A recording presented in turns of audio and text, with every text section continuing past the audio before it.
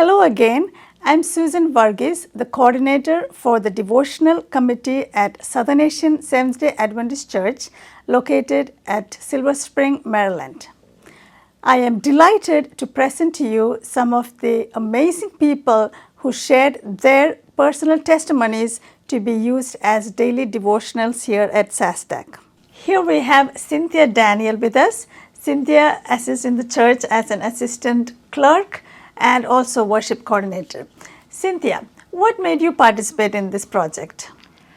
There have been numerous times in my life where God has miraculously intervened and He's protected me and delivered me. And I've kind of promised God that I would share those experiences as testimonies to be a blessing to others as well as to glorify His name. And so when the Sasdac devotional project was first introduced, I thought this was a perfect opportunity for me to do that. And that is why I participated. That is perfect. How did you submit your stories? Was it difficult?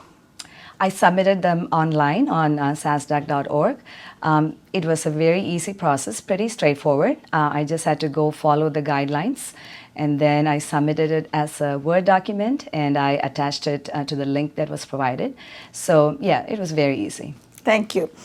And I also just want to say, if for people who are not comfortable doing that online, we have a lot of help. You can just send it to us or handwrite it and give it to us, and that will be taken care of. Do you have a favorite story? Yes, I do. The story that I really liked, of course, there were so many beautiful stories, but the one that I really liked was written by Mark David. He was just 13 years old when he wrote that. Basically, his story was about how he was born prematurely. He was about 5.5 weeks premature. And he was on breathing support. The doctors had informed his parents that they may have to fly him by an emergency helicopter to a higher level delivering care hospital. And his parents were pleading and they were crying to the Lord. And then miraculously, God was so merciful, and Mark became well in 2 hours. And in the next 2 days, he was breathing on his own. And Mark concluded saying that God helped him to survive and gave him a chance to live. And for me, that story was so powerful, and it was an absolute blessing for me, especially for a story to come from a 13-year-old. I thought it was really powerful. It was another reminder for me that even at your lowest point in your life, God will still see you through. That was a powerful story, and every time I hear it, it brings tears to my eyes. What would you say to someone who wants to participate but is sitting on the fence?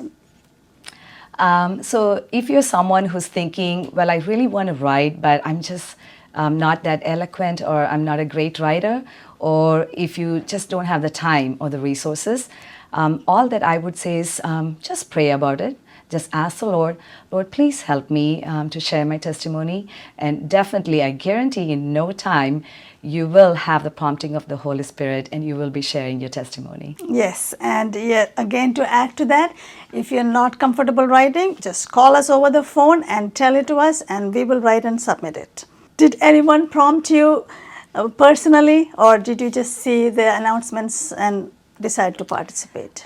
Yes, I just heard the announcements in church. I think it was Susan, you, and Praveen.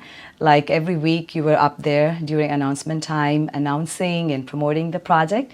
And that's how I came to know about this. And of course, on Sasdac Info too, I was able to see the announcements. Thank you for taking the initiative to participate and share your story, Cinthya. It's been a blessing. Hope you continue to share more. Thank you, Susan, for having me. Thank you. Thanks.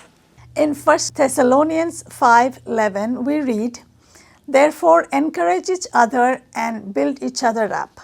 We just heard from a few people who did just that by sharing their stories to be used as devotionals to encourage us.